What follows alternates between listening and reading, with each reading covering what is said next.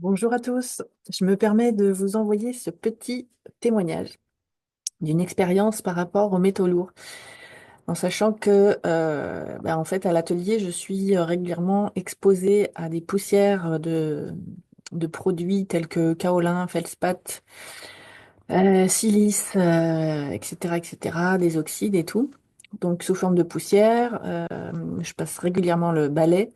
Et en général, d'ailleurs, on incite en fait à asperger le sol d'humidité pour éviter que la poussière ne s'élève. Donc, je jongle entre les masques et les outils de sécurité pour pouvoir me protéger sur l'inhalation en fait de poussière de certains produits qui pourraient être nocifs à l'inhalation.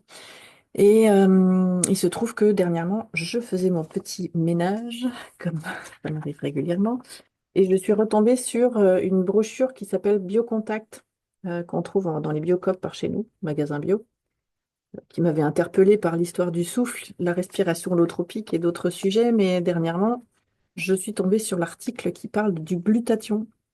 Et il se trouve que c'est particulièrement intéressant comme élément pour se dépolluer de tout ce qui nous entoure par l'air qu'on respire, par les pollutions dans les rues, par l'eau, l'alimentation, et puis aussi tous nos stress de vie. En fait, ça gère le stress oxydatif.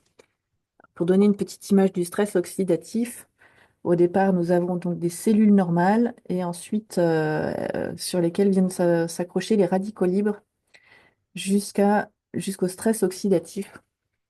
Donc, le stress oxydatif, c'est donc mauvaise alimentation, le tabac, les compléments alimentaires en excès, le manque d'antioxydants, les drogues, l'alcool, les polluants dans l'air, les médicaments, la sédentarité, les déchets métaboliques et toxiques, le manque de sommeil ou le sommeil irrégulier, l'activité physique et sportive excessive, une alimentation morte sans vitalité, des polluants dans l'eau, des pesticides, herbicides et autres, stress psychologique, psychosocial, émotionnel, des maladies chroniques et de métabolisme, genre diabète, etc. Et en fait, c'est ce genre de stress oxydatif qui génère aussi les maladies un peu plus complexes qu'on retrouve donc dans le petit article. Alors, pour vous faire un petit retour, on va être donc sur les maladies inflammatoires, en particulier celles de l'intestin. La DMLA, le glaucome, les problèmes de cataracte, dans la prévention des maladies cardiovasculaires et des processus cancéreux sur les terrains prédisposés pour une meilleure récupération après un AVC, pour protéger des complications du diabète, dans la prévention et l'accompagnement des maladies neurodégénératives telles que Parkinson, Alzheimer, sclérose en plaques, et puis dans les maladies auto-immunes et virales telles que grippe, herpès, zona. On l'utilise aussi en cas d'asthme, de bronchite chronique, d'emphysème pulmonaire. Voilà, donc le glutathion est indispensable pour protéger les cellules des méfaits du stress oxydatif, pour le bon fonctionnement du système immunitaire et pour la détoxication hépatique. En fait, on en a un petit peu parlé lors du Covid. Et donc, on le trouve sous forme de gélules qui se prennent sous forme de 2 prises par jour. Or, en fait, ces gélules ne permettent pas au corps d'ingérer en fait le glutathion sous cette forme-là.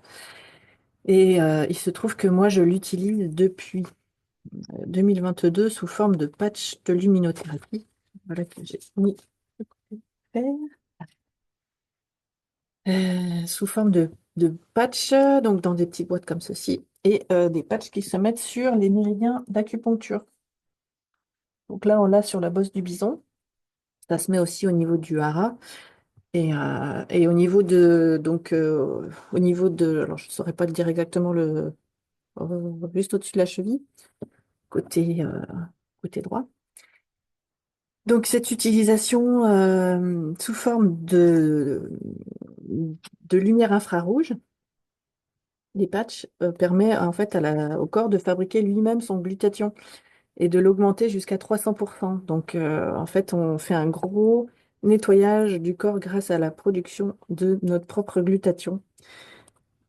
Alors, comment ça marche ces histoires de patch? En fait, on est sur des microcristaux de sucre en lumière polarisée qui font que la chaleur de notre corps est réfléchie, chaleur et lumière corporelle.